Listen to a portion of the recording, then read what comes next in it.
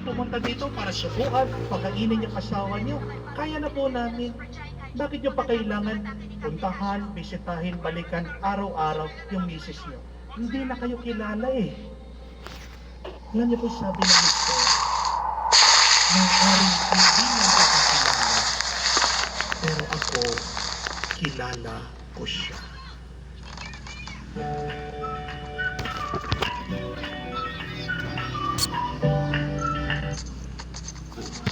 Kilala ko siya.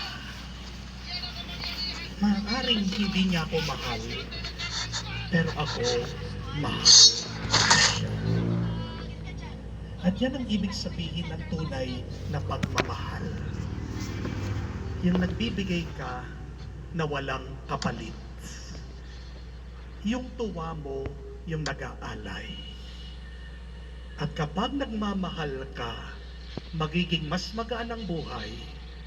Kapag nagmamahal ka, diyan ka magiging mas malusog, agad kang gagaling sa iyong sakit. Amen?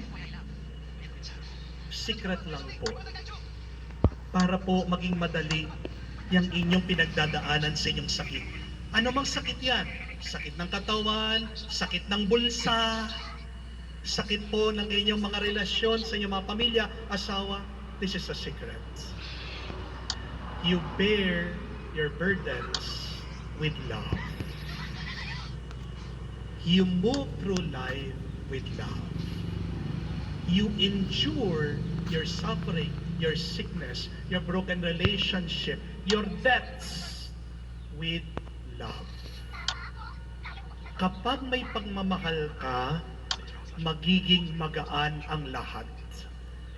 Meron pa ring sakit, pero magiging magaan ang lahat sa pamagitan